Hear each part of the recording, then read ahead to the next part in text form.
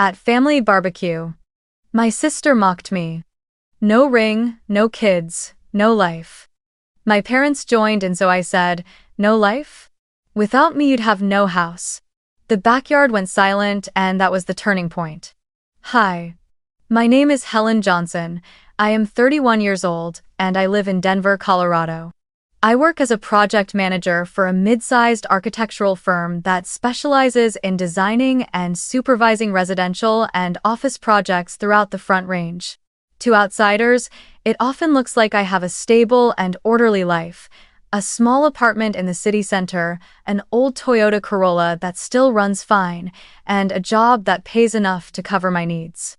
But the truth is far more complicated because for nearly 10 years, I haven't been living just for myself. I became the family's so-called lifeline, a rescue float that everyone took for granted, as if it were my duty to keep them all above water, even if it meant I had to sink beneath the surface. From the moment I stepped into adulthood, I was forced into a role I never volunteered for. My younger sister, Samantha, 3 years my junior, was always the family's princess, spoiled and shielded from consequences. While Samantha could take a year off school to find herself, change jobs on a whim, or spend money on designer clothes and vacations, I was the one paying the bills in the background. I pulled from my own salary to cover her tuition when the school threatened to expel her, dipped into my savings to buy her a plane ticket for an internship in California, just so she could gain experience. I was also the one who paid the mortgage when my parents almost lost their home in Aurora after my dad lost his job. I remember the trembling in my hands as I typed nearly my entire bank balance into the transfer box to keep them from losing the house, whispering to myself, just this once. But those once moments piled up until they became routine, until no one in the family saw it as sacrifice anymore, only as my natural obligation. I've always been frugal, even reserved. Friends often invited me on long trips, but I usually made excuses about being too busy with projects. The truth was, I didn't want to spend on myself knowing that sooner or later, another bill from the family would fall onto my shoulders. There was even a time when I stood on the edge of a beautiful love story, a man who wanted me to move with him to New York and try a different kind of life. But right then, my mother called, sobbing that the car had broken down and she urgently needed money for repairs. I chose to stay, wired the money, and in doing so, let a rare chance at love slip away. That relationship never came back, and I continued sinking deeper into the role of the responsible older sister. This past summer, my family hosted a backyard BBQ at the house in Aurora. That house, ironically, still stood largely because of the money I had poured into it, yet no one ever mentioned that fact. My parents wanted to invite relatives from near and far, along with neighbors, to show off that the Johnson family was still warm and happy. I arrived on time, carrying a salad I had made myself, stepping through the familiar white wooden fence and hearing laughter spilling out from the backyard. Children ran across the grass, men held beers, women gathered around the grill. From the outside, the scene could have been lifted straight out of an American family movie shown during the holidays, bright, lively, full of laughter.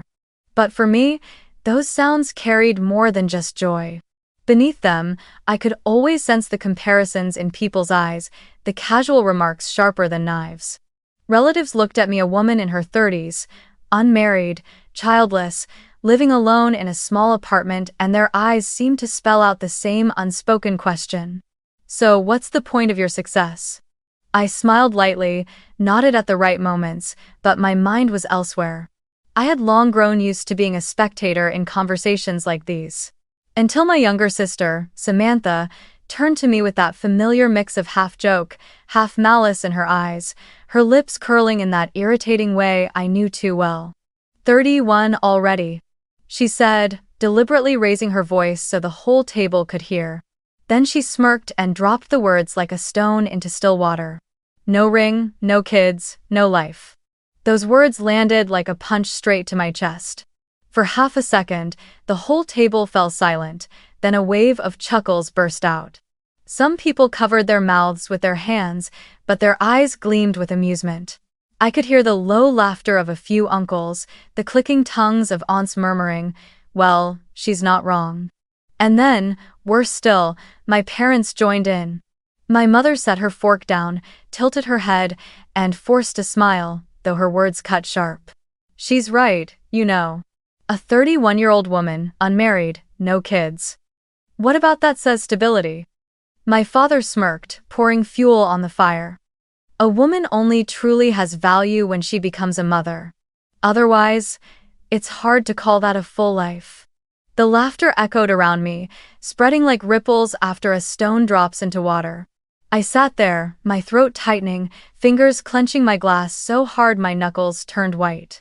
In that instant, a flood of memories slammed into me, as if someone had flung open a door and let them all rush back at once.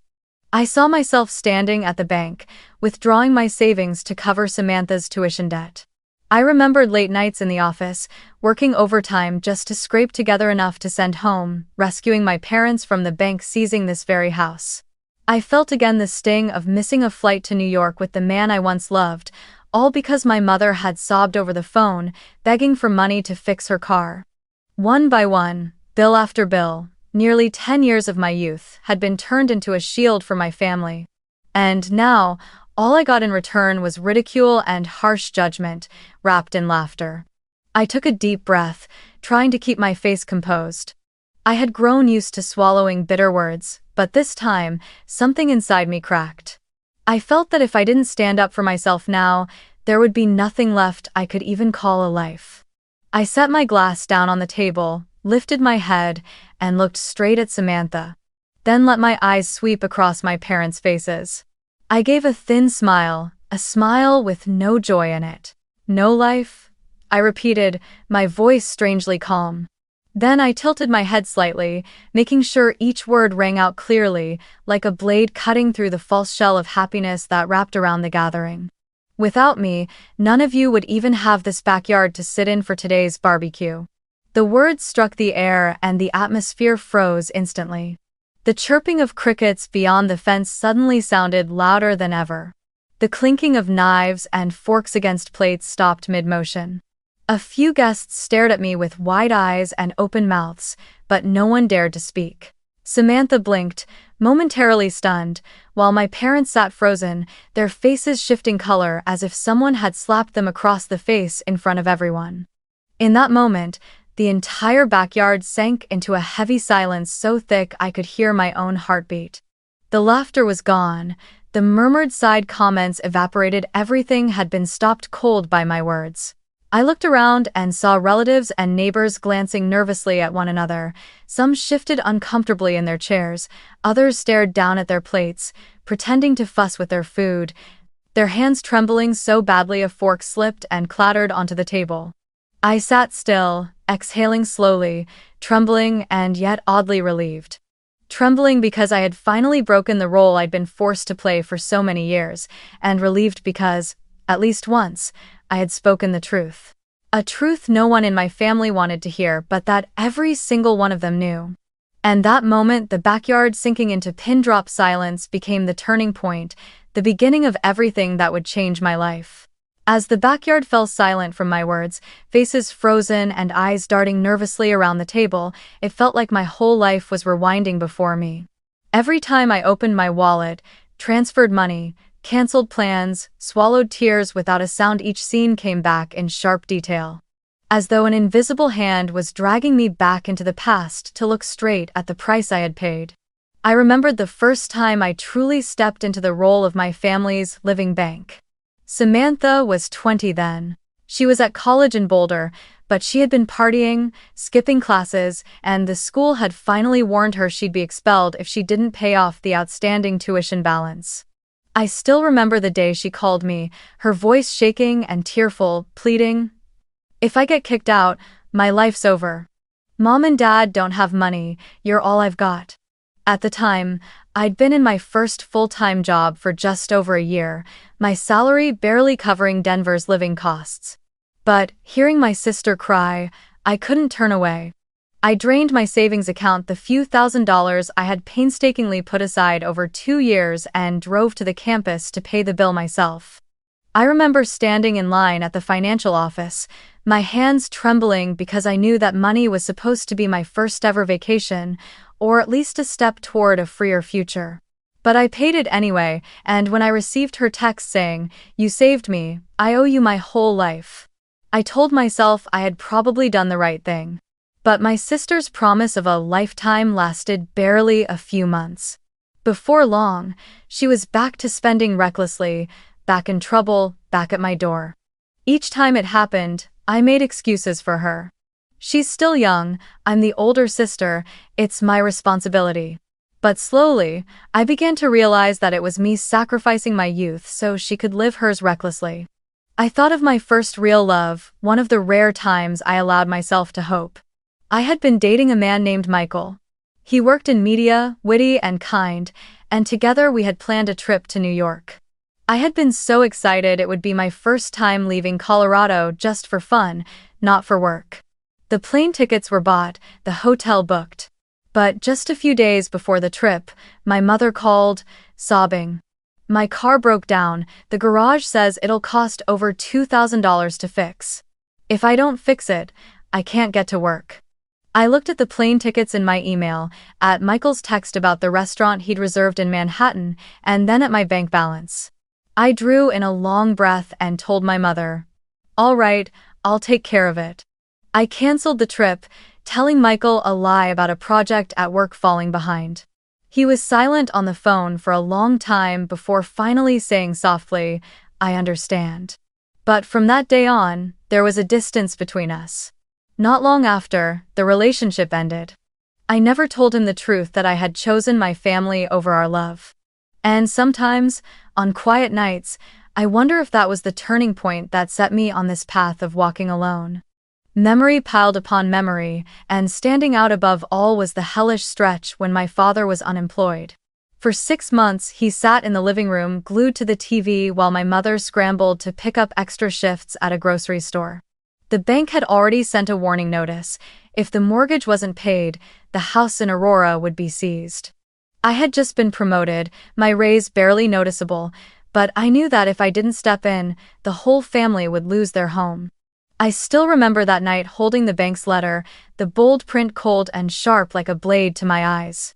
I withdrew the money I had been saving to buy a small apartment of my own and used it to pay for them instead. When the transfer was complete, I felt hollow.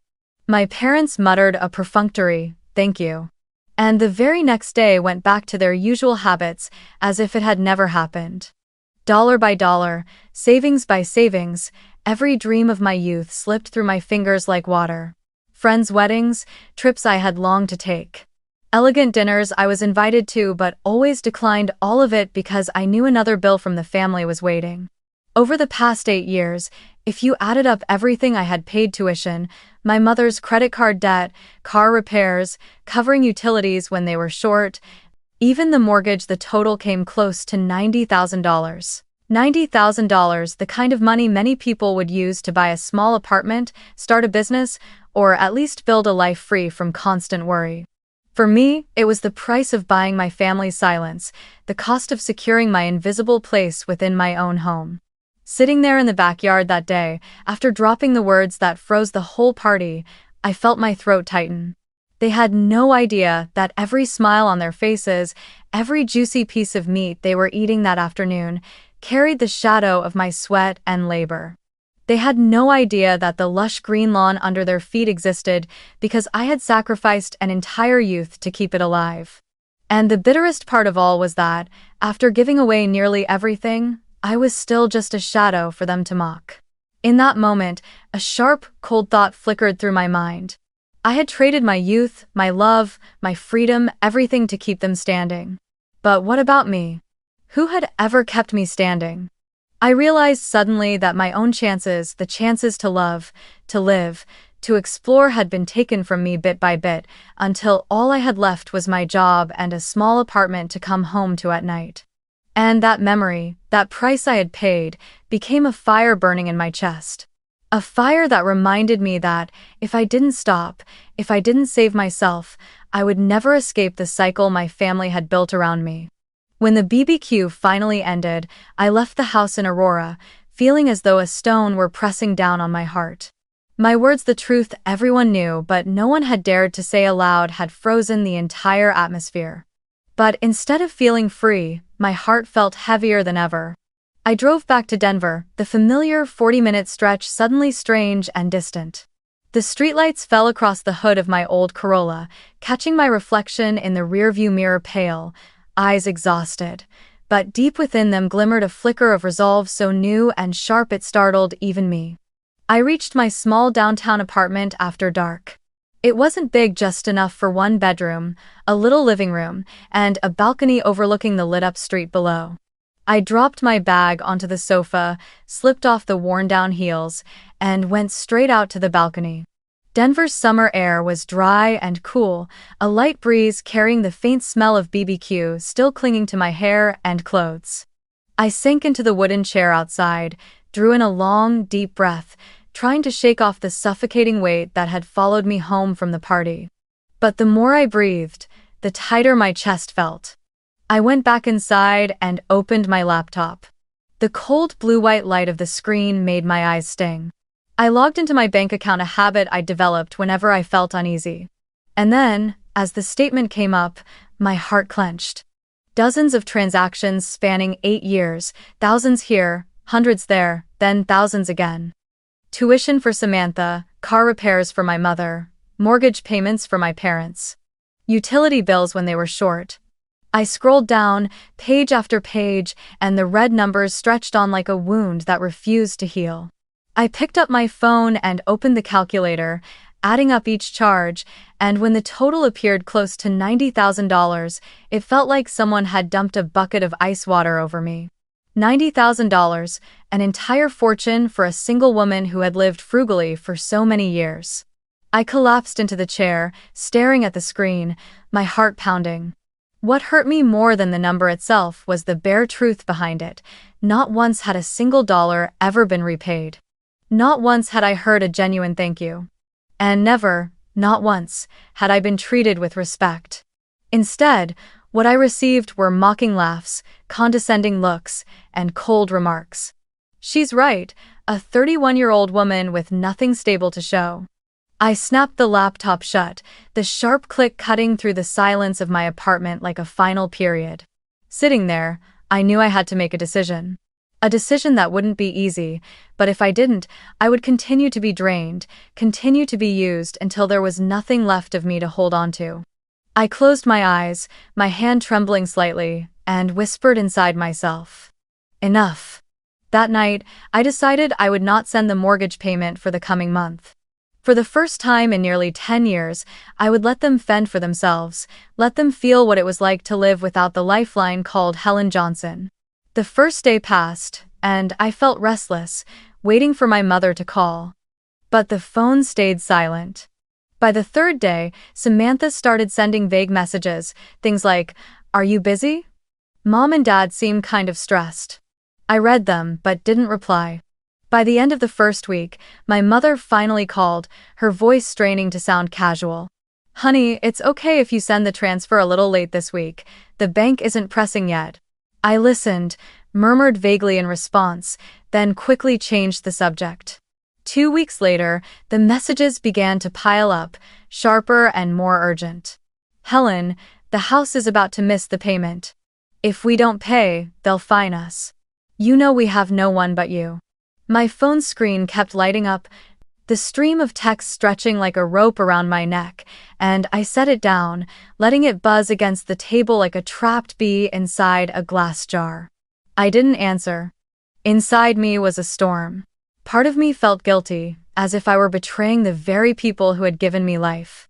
But another part, the part that had been buried for so long, was rising, whispering that this was the first step toward reclaiming my own life. I stepped out onto the balcony and looked down at Denver's busy streets glowing under yellow lights. People walked past, laughing, holding coffee cups, takeout bags, or leashes for their dogs. They were living their own lives, unbound by invisible chains. And suddenly I thought, why don't I have the right to live like that too? That night, I fell asleep exhausted, but, for the first time in so long, I slept without dreaming of debts, without dreaming of scrambling to cover bills. I knew the road ahead wouldn't be easy, my family wouldn't let go so easily, but at least I had dared to put a period at the end of my role as their living bank. And from that moment, I made a quiet promise to myself.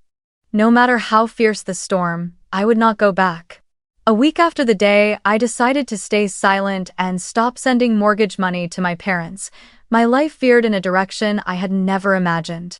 That afternoon, I came home to my apartment after a long day of work.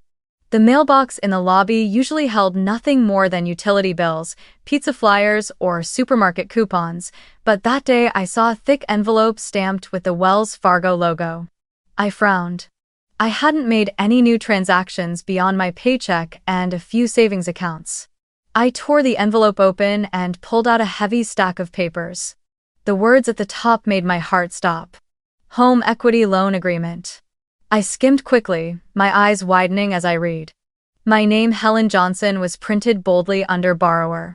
The address listed was my parents' house in Aurora. The loan amount, $45,000. And what left me breathless was the signature at the bottom of the page. That signature. It was mine. But I had never sat down to sign any loan agreement. I had never even considered using my name to borrow against that house. The strokes were clumsy, the lines stiff, but someone had clearly tried to mimic me. In that instant, a chill spread through my entire body. I collapsed into a chair, the papers trembling in my hands. One question rang through my head, over and over. What have they done? Each page of the file cut into my palms like a sharp blade. This was no longer about borrowing money in silence, no longer about dismissing my sacrifices. This was the ultimate betrayal. They had forged my identity, turning me into the debtor of a massive loan I had never even heard of. Tears welled up and dripped onto the page. I wiped them away, but the bold print still blurred before my eyes. I thought of all the nights I had worked myself to exhaustion, of the nearly $90,000 that had vanished from my life, of the love I had lost, of the trip to New York that never happened. And now, instead of a thank you, what I had received was a new debt, signed by me. The sense of betrayal took my breath away. Whatever fragile trust I still held for my family crumbled into ash. My hands shook as I set the papers down on the table and paced the room like someone lost. In my mind, I could still hear their mocking words at the BBQ. No ring, no kids, no life. A harsh laugh escaped me, but tears poured down again. No life? Their lives had been built on my money, my sweat, and now even my name. I picked up the file again, gripping it tighter this time, as though I could crush it into dust to make the rage stop. My hands trembled, my palms damp with sweat, each sheet felt like a burning slap. I slid down to the floor, leaning my back against the wall, letting the tears fall freely. For a moment, I wondered if I was dreaming, if this was some sick joke. But no, the bank's seal, the crisp print, the approved loan, all of it was real. That night, I couldn't sleep. I sat at my desk, staring at the file, at each number, each forged signature, each page as if it were daring me to look away. I thought of my mother, the one who had sobbed over the phone in the middle of the night asking me for money to fix her car. I thought of my father, the man who had sat silently while I paid the mortgage without ever meeting my eyes. I thought of Samantha, my own sister by blood, who had never stopped living on my sacrifices. A cold thought flickered through my mind. Was it them? Was it the very people I loved who had done this together? I trembled at the image of them sitting together, plotting, deciding that I, Helen, would once again be the family's living bank, this time by forging my signature. The picture of it choked me, as if someone were tightening a hand around my throat. I picked up my phone, ready to call my mother, but my finger hovered over the call button and stopped. I knew that if I heard her voice, I would soften, find a way to excuse them yet again. But this time, things had gone far beyond any boundary. This wasn't just a mistake, this was a crime. I clutched the file to my chest, tears still streaming, and whispered to myself, "There's no going back now." I knew, from that moment on, I could no longer be the silent daughter who sacrificed everything. I could no longer be the lifeline they clung to. I had become the victim of the cruelest betrayal. And I had to face it. The room was wrapped in darkness, lit only by the pale blue glow of my open laptop, its light casting my tear-streaked face onto the screen. I stared at my own reflection-swollen eyes, tangled hair, but somewhere deep in that gaze, I saw something I hadn't felt before. This time, I would not stay silent. After a sleepless night, I knew I couldn't just sit in my cramped Denver apartment, clutching the forged loan papers, crying like someone powerless. The next morning, as sunlight slipped through the blinds, I grabbed my car keys, shoved the stack of documents into my bag, and drove straight toward Boulder. I needed space, air to breathe, a place to see myself clearly and to decide what I would do next. The mountain road curved and climbed, the air fresher here, trees a deep green rolling endlessly, patches of sunlight flickering across my windshield. But inside me, it was dark. I pulled over at a small lookout point where the entire Boulder Valley stretched beneath the falling glow of the setting sun. Sitting on a cold rock, the wind combing through my messy hair, I felt as though the whole world went on as usual while I was falling into an invisible abyss. In my mind, one sentence echoed again and again, so clear it felt like someone was whispering it directly into my ear. "I'm not their daughter, I'm just a walking bank." I mouthed the words, my lips trembling. Yes. That was it. I had never truly been seen as part of the family. To them, I was a place to withdraw money, a resource to cling to. They didn't need me as a person, a daughter, a sister, they only needed my name to sign their debts. Tears fell again, but this time not only from pain, also from a cold clarity. If I did not act, if I continued to be silent as I had for years, I would be swallowed whole. Not only my youth would be taken, but my future, my reputation, my very name would be erased into that pile of debt. I pulled out my phone, fingers trembling as I dialed the bank's customer service. A polite, measured voice answered. "Hello, this is Wells Fargo. How may I help you?" I took a deep breath and said, my voice catching, "I want to report fraud. There is a home equity loan in my name, but I never signed for it." There was a few seconds of silence on the other end. Then the representative asked for details and guided me through providing the account number and verifying my information. I spoke while looking down at the valley darkening into the purple of dusk, my chest tightening. At the end of the call, the representative said, "We will open an investigation. In cases like this, I recommend you consult an attorney who specializes in fraud or identity theft. This could have criminal implications." I hung up with my heart racing. The word criminal echoed in my mind like an alarm bell. The next day, I searched online, and a colleague referred me to the office of Eleanor Smith, a Denver attorney known for handling financial fraud cases. I scheduled a meeting and carried the stack of forged documents to her office. Eleanor's office was in a red brick building near downtown, neat and orderly inside, lined with shelves of heavy law books. When I sat down, Eleanor watched me with a calm but sharp gaze. I handed her the file, my voice trembling. I didn't sign this. Someone forged my signature."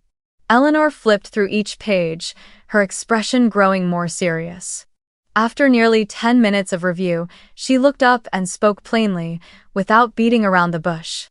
"Helen, this is forgery and identity theft, faking a signature and stealing someone's identity. Both are criminal offenses in Colorado. If what you say is true and you never signed this, whoever is behind it could face very severe penalties." Hearing those words made my whole body tremble. I knew my family was selfish, I knew they could be thoughtless, but I never dared imagine they would push me into a criminal case. Images of my mother sobbing, my father sitting silent and cold, my sister mocking me all flashed at once, and I didn't know which of them had held the pen to forge my signature. I sat still, clenching my hands and taking a deep breath. Eleanor looked at me, her voice lowering but steady. "Helen, you have two choices. 1. Stay silent, continue to shoulder this debt, and be treated as if you signed it. 2. Stand up and fight for your honor and your rights. But I must be clear, if you choose silence, they will not stop. This is only the beginning." I raised my eyes to meet her calm, determined gaze. In that moment, I felt as if an invisible hand were pushing me out of the darkness, forcing me to choose the light. I inhaled deeply, my voice hoarse but resolute. This time, I will not be silent. I meant it. Eleanor nodded and gave a faint smile, as if she had been waiting for me to say those words. She carefully slipped the file into a hardcover folder and said, "Good, then we begin." Then, walking out of Eleanor's office, I knew my battle had only just begun. But for the first time in years, I didn't feel completely alone. I had a professional ally by my side, and I had spoken aloud words I never thought I'd have the courage to say. I will not stay silent anymore. That night, when I returned to my apartment, I sat at my desk, opened my laptop, and began drafting a plan. A plan not only to protect myself legally, but to rebuild my life, a life that had never fully belonged to me, drained for too long by my family. The first step, following Eleanor's advice, was to freeze my credit. I called the three major bureaus Experian, Equifax, TransUnion, and requested to lock my credit files. The representatives asked why, and when I said the words, identity theft, their tone shifted, suddenly grave. They gave me detailed instructions and confirmation numbers. It felt like building a wall around my name, ensuring no one could ever again use Helen Johnson's identity to borrow illegally. Next, I changed every password, emails, bank accounts, even my work logins. I installed a password manager, generating strings so long and complex that even I had to carefully write them down to remember. I opened a new account at a different bank, transferring all my salary and savings there. Seeing my money safe in an account my parents had no idea existed filled me with relief. For the first time, I felt like I was taking back control. Eleanor also referred me to a financial advisor named Marcus, someone who had helped many fraud victims rebuild their lives. In our meeting, Marcus sat across from me, listening as I recounted how nearly $90,000 had vanished over the past 8 years. He didn't look at me with pity, he simply nodded, then calmly offered his advice. "Helen, what you need now is to completely separate your finances from your family. You have to learn to set boundaries. The money you earn is for you, not to keep pouring into a bottomless pit." His words were simple, but to me they rang like a wake-up call. Alongside rebuilding my finances, I began to rebuild myself. I realized that for years, my life had revolved only around work and family, with nothing truly my own. So one weekend morning, I laced up my shoes and went for a run for the first time in years. At first, I barely made it a few hundred meters before gasping for air, sweat soaking my clothes. But the feeling of my feet striking the pavement, my heartbeat pounding in rhythm, it made me feel alive. I signed up for a Wednesday night cooking class, not to serve anyone else, but to give myself something. Simple dishes at first, pasta, soup, and then gradually more complex recipes. Some nights, I stood in my tiny kitchen alone, but the warm fragrance filling my apartment made me feel at peace. I also joined a local book club in Denver. Every weekend, book lovers gathered in a small cafe to share what they were reading. I sat there, listening as strangers talked about philosophy, novels, poetry, and I felt myself connecting to a world so much larger than the chains my family had wrapped around me. At work, I poured all my energy into a major architectural project, a large office complex in downtown Denver. I worked tirelessly, but this time it wasn't to scrape together money to send back to Aurora. It was to prove my own ability.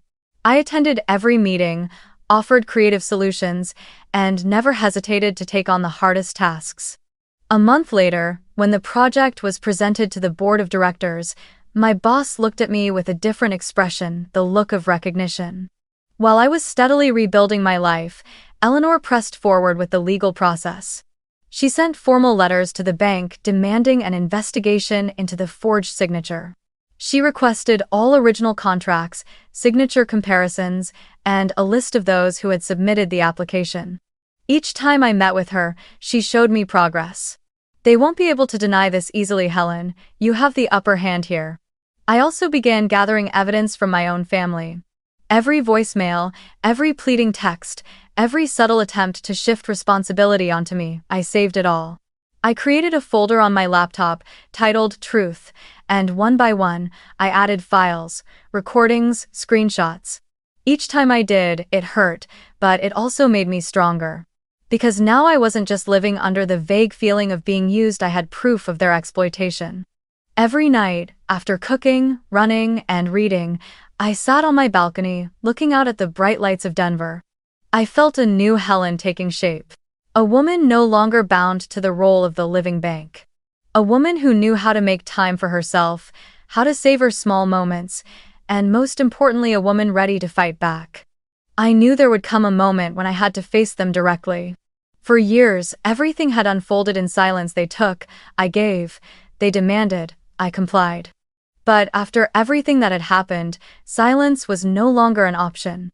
Eleanor kept repeating, "Helen, if you want them to stop, you have to show them you're no longer an easy target." I nodded. I was ready. On a Friday night, I sat at my small apartment desk and laid every piece of paper out before me. Each bank statement, each tuition receipt, each transfer slip. I added the numbers again, and the total hit me like a punch in the chest, nearly $90,000 over 8 years. Next to it lay the forged home equity loan documents, along with the records Eleanor had obtained from the bank, Samantha's delinquency files, showing dozens of late credit card payments and personal loans. I put everything into a black binder, numbered and neatly clipped. When I closed it, it felt like I was holding not just paperwork, but living proof of a decade of sacrifice and betrayal. The next morning, I put on a navy blazer, nothing flashy, but clean and professional. Eleanor met me at her office, holding a file of her own. She smiled, her eyes steady and firm. "Let's go," she said. "It's time." We drove back to Aurora. As we stopped in front of the house I had saved with my sweat, my tears, and nearly all of my youth, my chest tightened. The lawn was still green, the white fence still freshly painted, but to me this place was no longer a home. It was a monument to every ounce of exploitation I had endured. My parents opened the door, stunned to see me standing there with a lawyer. Samantha hovered behind them in her pajamas, her eyes wary. I stepped into the familiar living room, the cloying scent of air freshener, the family photos on the walls, all of it triggered memories that now felt so foreign it hurt. I didn't sit down right away. I opened the binder and placed it firmly on the table. The room went silent. I took a deep breath and looked straight at them. "This is the total amount I've paid over the past 8 years, nearly $90,000. This is the home equity loan with the forged signature. And this is Samantha's delinquency record, which I believe someone in this family tried to cover up by using my name to borrow." I paused, my voice steady. "I'm giving you 30 days to remove my name from this loan. If you don't, I will file a lawsuit, and this time, I have enough evidence to take it to court." No one spoke at first. Samantha's eyes widened, her face drained of color. My father exhaled sharply, his hands trembling as he reached for a cigarette but couldn't get the lighter to spark. My mother covered her mouth, her eyes wet but holding back tears. For the first time in my life, I saw them cornered, not me. "My daughter," my mother stammered, her voice pleading. "We're family. How can you do this?" I let out a laugh, cold, sharp, a sound even I barely recognized in my own voice. "Family? A family doesn't forge my signature. A family doesn't turn me into a debtor. Since when did I stop being your daughter and become just a wallet you open whenever you need?"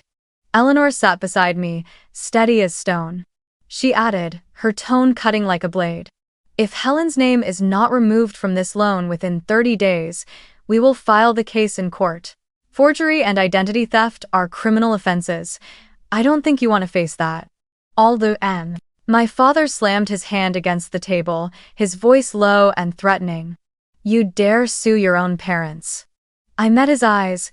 In them, I saw the man who once carried me on his shoulders, who taught me to ride a bike. But I also saw the selfishness and neglect that had stretched on for years. My voice was calm, unwavering. "I'm not suing my parents. I'm suing the people who turned me into a victim.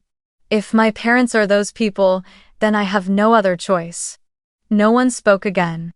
I rose, closing the binder and holding it tight to my chest. "I'll wait. 30 days. Then I turned, walking out the door with Eleanor behind me. As the door shut behind me, I knew I had done something I had never done before. I had drawn a boundary.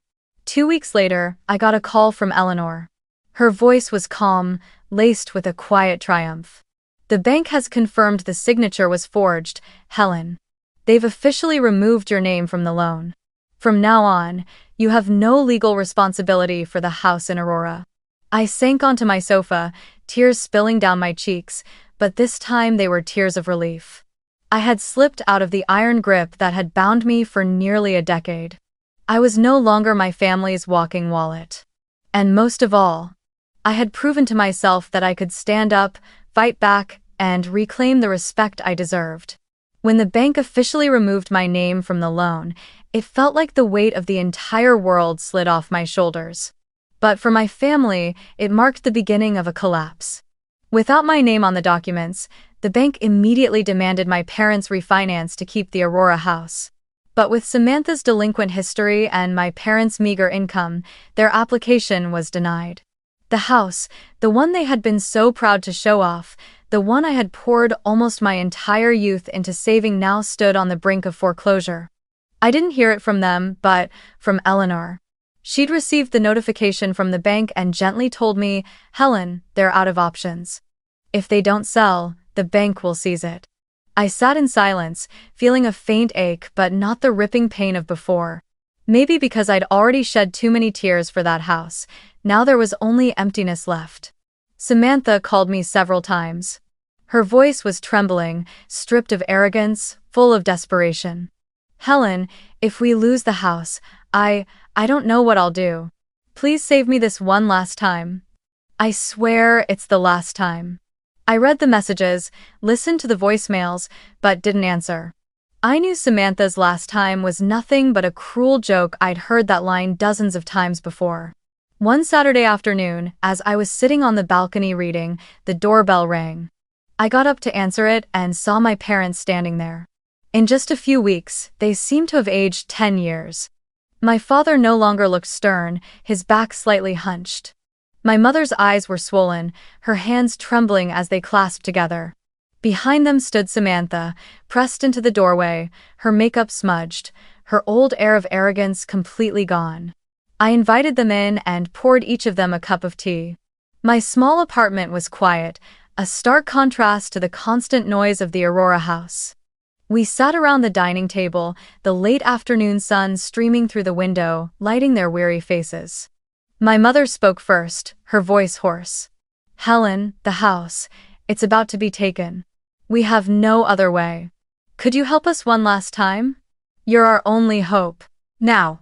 My father added, his voice weaker than I had ever heard it. "Daughter, we know we were wrong, but family is family, you can't just leave us."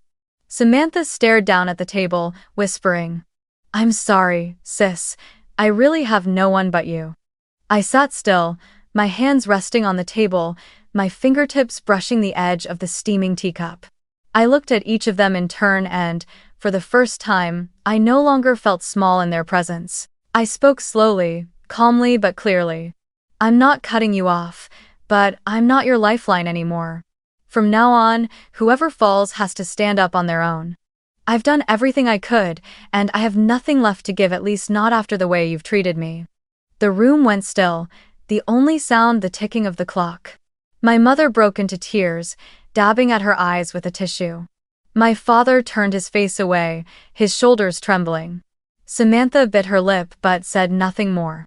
I rose, placed a hand gently but firmly on my mother's shoulder, and said, "I'm asking you, Dad, and you, Sam, to leave. I truly hope you find a way, but I am no longer the option." They stood, moving slowly toward the door. As the door closed behind them and their footsteps faded down the hall, I sank into the sofa. A long breath escaped me, not tired or bitter, but light, almost weightless. For the first time in years, I felt free.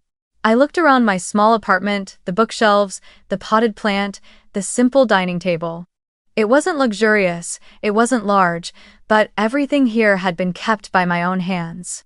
No one could take it from me, no one could forge my name here. This was space that truly belonged to me. The last light of the day streamed through the window, painting the room gold.